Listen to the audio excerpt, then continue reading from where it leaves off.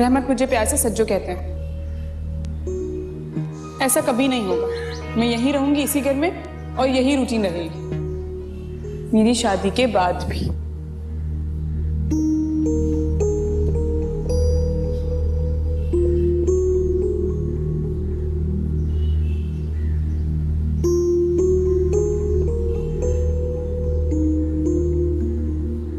अस्सलाम वालेकुम भाभी जान। वालेकुम अस्सलाम।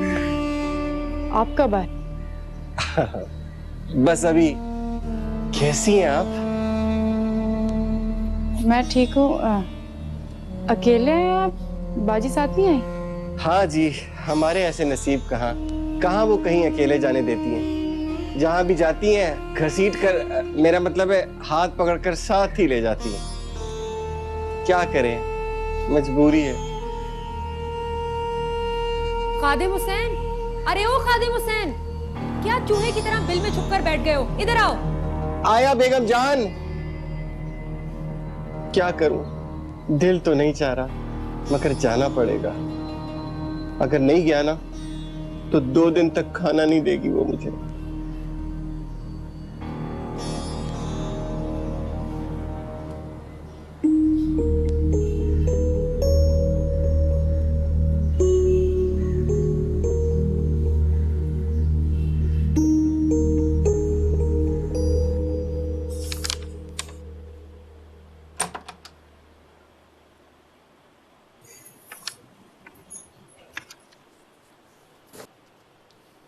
ज़ैनब, क्या जरूरत थी झूठ बोलने की? एक नया शोशा छोड़ दिया वफा की कोठी का। अरे मैं तो पर्दे डाल डाल के थक गई हूँ, अब क्या जवाब देती फिरूंगी? तो क्या हो गया अम्मी? मैंने तो वैसे ही बोल दिया रोक डालने के लिए। और वैसे भी वफा भाभी का रिश्ता मांगने की एक वजह यह भी तो थी कि आप खानदान और मोहल्ले में सब पे रोक डाल सके। आप झूठ बोल सकती हैं, मैं झूठ नहीं बोल सकती क्या? हिम्मत मारी गई थी मेरी, बेध्यानी में अपनी पैरों पे कुल्हाड़ी मार ली। पछता रही हूं मैं। अब हमने मुरव्वतन उनसे कह दिया कि हमें जहेज नहीं चाहिए, तो उन्हें तो कुछ तो देना चाहिए था। भला आजकल के दौर में होता है कोई अपनी बेटी को खाली हाथ भिजवाता है? गाड़ी नहीं देते, बंगला नहीं देते, चलो सोना नहीं देते, अरे कम से कम 2 कुर्सी एक बेड तो दे देते। क्या जवाब दूंगी मैं लोगों को? दुल्हन का जहेज ही देखने के लिए आते हैं लोग। अम्मी हम एक काम करते हैं, आप रहमत भाई से कह के उनके कमरे का सामान बदलवा दें। हम सबको कह देंगे कि वफा भाभी के घर से जहेज आ गया। वाह, क्या अच्छी बात की है तुमने। बहुत दिमाग चलता है तुम्हारा। एक और नए मसले में खड़ा कर दिया मुझे।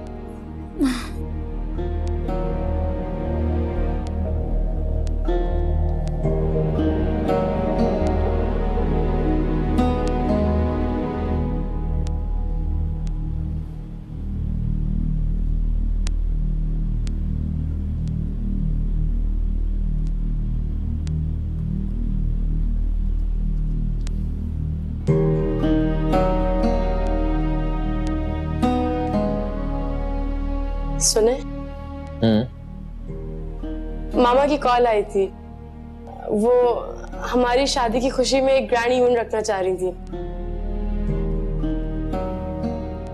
सोच रही थी कि इस वीकेंड पे रख ले। हम दोनों को इनवाइट कर रही थी वो। हम दोनों को? जाहिर है हम दोनों की शादी की खुशी में रख रही है, तो हम दोनों का जाना तो जरूरी है ना। मुझे भी इनवाइट करने की क्या जरूरत थी? तो मैं अकेले बुला लिया होता, काफी था। रहमत, आप मुझसे इस तरह क्यों बात करते हैं? किस तरह? जैसे आप मुझसे बहुत नाराज हो, जैसे मैंने कोई बहुत बड़ी गलती कर दी हो। क्या मैं जान सकती हूँ कि मेरा कसूर क्या है? तुम्हारा कसूर इतना है कि तुमने मुझसे शादी की। काश तुम मुझसे शादी करने की हामी ना भरती। दूर रहकर तुम्हारी जुदाई तो बर्दाश्त कर सकता था, लेकिन तुम्हें पाने के बाद तुम्हें लम्हा ब लम्हा खुद से दूर होता नहीं देख सकता। रहमत, मैं आपसे कुछ पूछ रही हूँ। ठीक है, हम जरूर जाएंगे। कह दीजिएगा अपनी मामा को।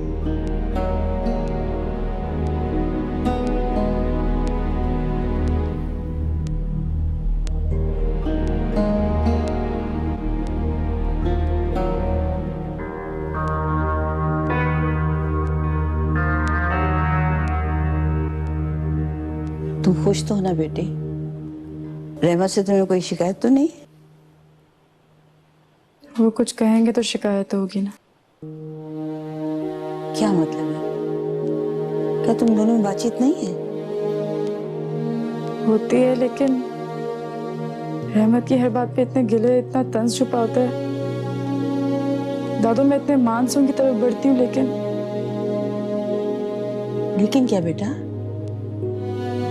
लेकिन उनका इतना सर्द रवैया मुझे सोचने पर मजबूर कर देता है। क्या सोचने पे मजबूर कर देता है? यही कि उनको शादी के लिए मुझसे हामी नहीं भरनी चाहिए थी। बहैसियत रहमत मुझे बहुत अच्छे इंसान लगे थे, लेकिन जरूरी नहीं जो अच्छा इंसान हो वो अच्छा शौहर भी साबित हो। ये तुम क्या कह रही हो? अभी तुम्हारी शादी को दिन ही कितने हुए हैं? एक हफ्ते में तुम्हें अपने फैसले की गलती का एहसास हो गया।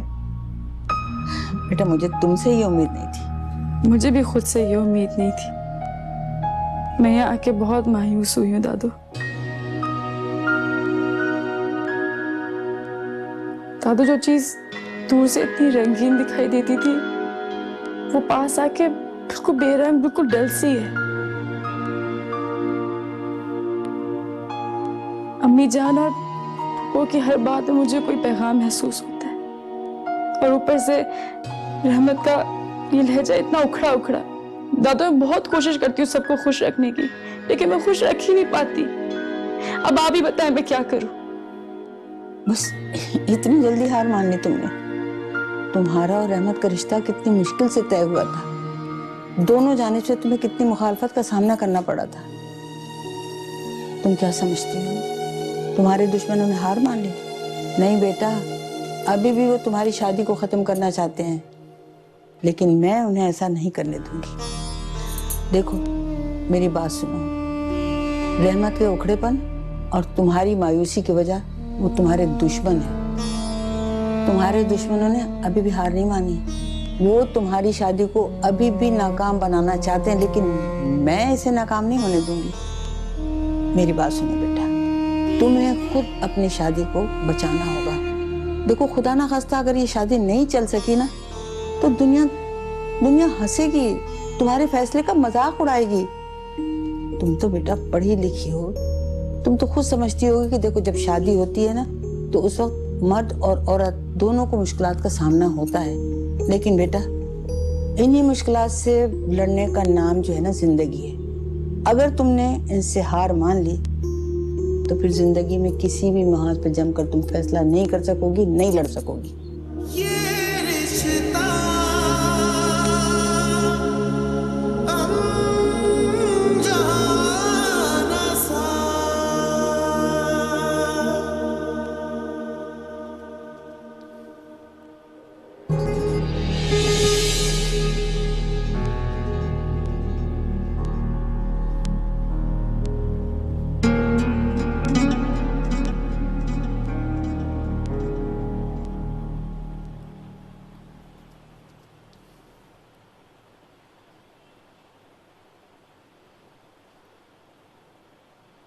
बेबी बाजी, क्या बात है? इतने सारे कपड़े उठाकर आ गई हैं आप। क्या महीनों रहने का इरादा है? महीनों रहूं या सालों, किसी को इस बात से क्या तकलीफ है?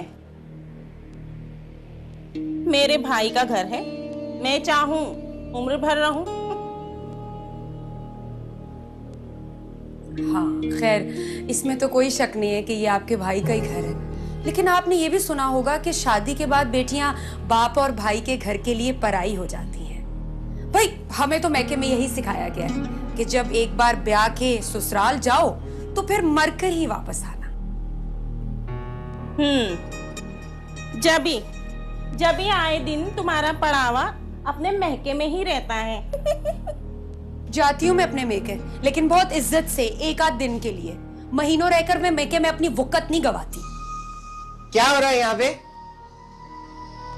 हाय, मैं मर गई, मैं लुट गई, मैं बर्बाद हो गई। कैसे कैसे ताने सुनने पड़ रहे हैं मुझे अपनी भाभी से। आज अपने भाई का घर मेरे लिए पराया हो गया। नहीं नहीं नहीं नहीं बेबी बाजी, ऐसी कोई बात नहीं है। ये आपका ही घर है, लेकिन जो अकीला कह रही है वो भी तो ठीक है ना। अब देखो ना बाजी, इतने लंबे अरसे के लिए तुम इधर आ जाओगी तो शकूर भाई क्या सोचेंगे? वो परेशान हो रहे होंगे ना, आपका इंतजार कर रहे होंगे, है ना अकीला? तो फिर आप ऐसा करते हैं कि मैं आपका टिकट कराता हूँ, आप जाए, फिर 2 महीने बाद, मेरा मतलब है कि 4 महीने बाद, 6 महीने बाद, फिर जब दिल चाहे वापस आ जाना। भाई का घर है ना। हाँ खादिम हुसैन, जल्दी से जाके टिकट करवाओ, क्या पता बाद में मिले ना मिले। ठीक है। रुको, मेरी मुल्तान तक की टिकट अब कभी नहीं कटने वाली। क्यों? क्या हो गया? मैं हमेशा के लिए शकूर का घर छोड़ आई हूँ। शकूर ने मुझे तलाक दे दी है।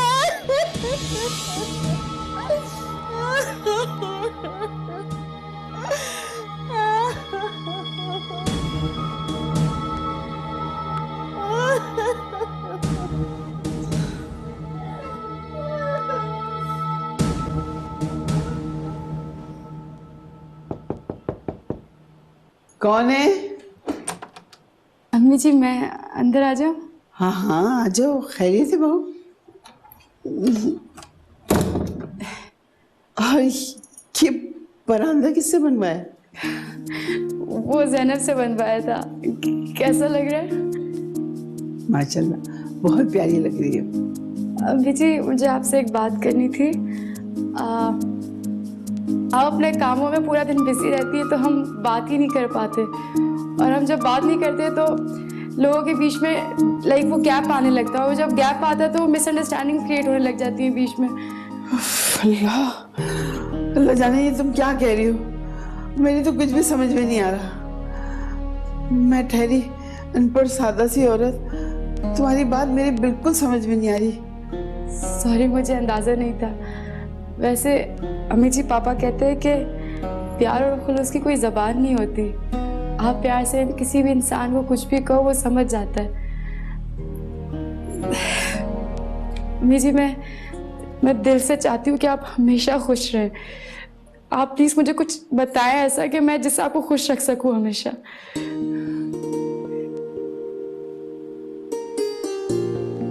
जीती रहो मेरी बच्ची।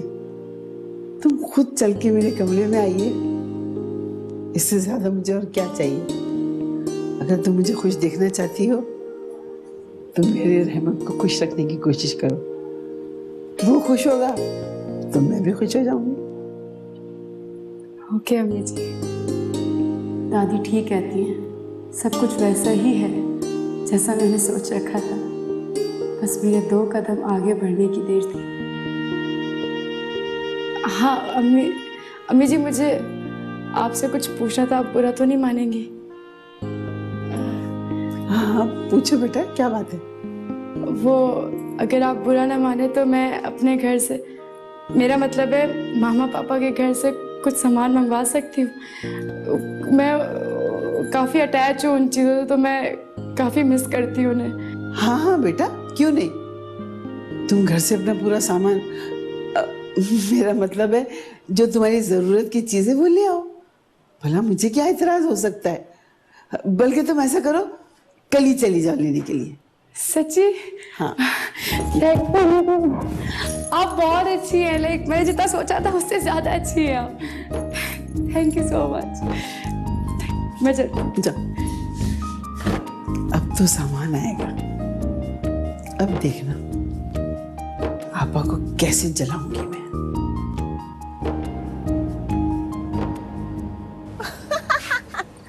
देख लो, तुमसे ज्यादा हिम्मत तो मैंने दिखा दी अशरफ। आखिर तलाक ले ही ली ना उस मरदूद शेखू से। मैं तुम्हारी तरह नहीं जो हर वक्त पीछे हटने के हिलने बहाने ढूंढती रहूं। अरे बस रहने दो, तुम्हारे जैसा बुज़दिल आशिक हमने ना देखा। पहले तुम्हारी बुज़दिली की वजह से हमारी शादी ना हो सकी, और अब जब कुदरत हमें ये मौका फराम कर रही है, तुम्हारी बीवी को फौत हुए तो 5 साल गुजर गए और मैंने भी अपने खावन से जान छुड़ा ली। बस बस, अब मैं कुछ नहीं सुनने वाली। अब मैं अपनी सारी कश्तियां जला कर आई हूँ। सुन लो, अगर 1 हफ्ते के अंदर अंदर तुमने मेरे घर आकर मेरे भाई से मेरा हाथ ना मांगा तो मैं खुद जबरदस्ती तुम्हारे घर आकर तुमसे अपना निकाह पढ़वा लूंगी, समझे तुम? अरे तुम्हारे खातिर मैंने अपना शोहर छोड़ा, अपना घर बार छोड़ा, और तुम इतनी आसानी से मैं हार ना मानने वाली।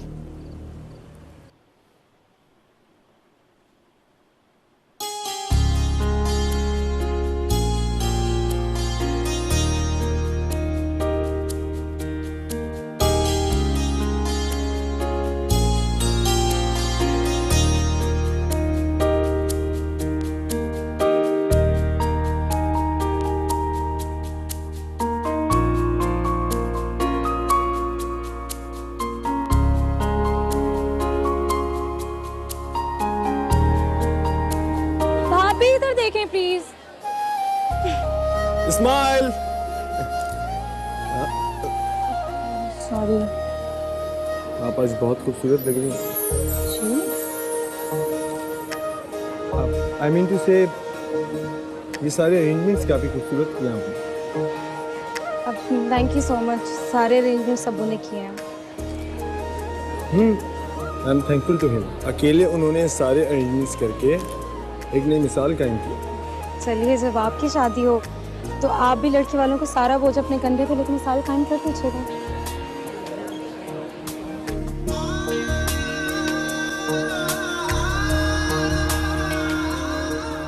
आए मौसम रंगीले सुहाने, जिया नहीं माने, तू चिट्ठी लेके आ जा बालमा।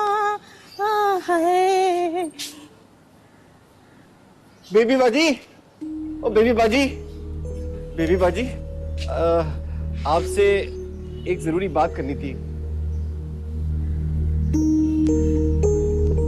क्या क्या है, बोलो।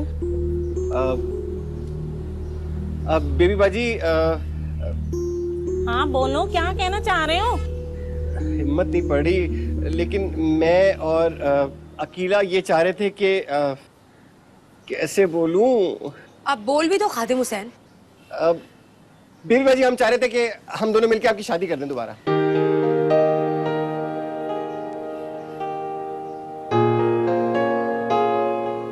देखा देखा, सकता हो गया ना। मैंने तुम्हें पहले ही बोला था कि मत बोलो। बेबी बाजी, बेबी बाजी। क्या मेरी शादी? अब बेबी बाजी, मेरा इसमें कोई कसूर नहीं है। मैंने उसको मना भी किया था, ये किसी की मानती थोड़ी है। बेबी बाजी, मुझे माफ कर दो, प्लीज माफ कर दो बेबी बाजी। हाय अल्लाह, मैं मर गई, मुझे शर्म आ रही है। मेरी दूसरी शादी और इतनी जल्दी। मैं उसे भी फोन करके बता देती हूँ, खुश हो जाएगा, दीवाना हो जाएगा। उसे किसको फोन कर रही है? तुम्हारे होने वाले बहनोई को, और किसे? बेनोई? रहमत, तुम ये क्या कर रहे हो? मुझे और क्या करना है, काम कर रहा हूँ यार। हाँ, लेकिन इतनी जल्दी तुम काम पर आ गए? अभी तो तुम्हारे सेहरे के फूल भी नहीं मुरझाए। अरे यार, मेरे बगैर काम भी तो नहीं चलता ना। वो सब तो ठीक है, लेकिन जिंदगी में सिर्फ काम ही तो नहीं करना होता ना, अपने से वाबस्ता लोगों के लिए जीना भी पड़ता है। मुझे तो हैरत है कि भाभी ने इतनी जल्दी तुम्हें काम पे कैसे भेज दिया। भाई, मुझे तो 1 महीने तक नाज बर्दारियों, दावतों, हनीमून के जोजनों से फुर्सत नहीं मिली थी। भाई, बड़ी सब्र वाली है भाभी जो तुम्हारी मसरूफियत बर्दाश्त कर रही है।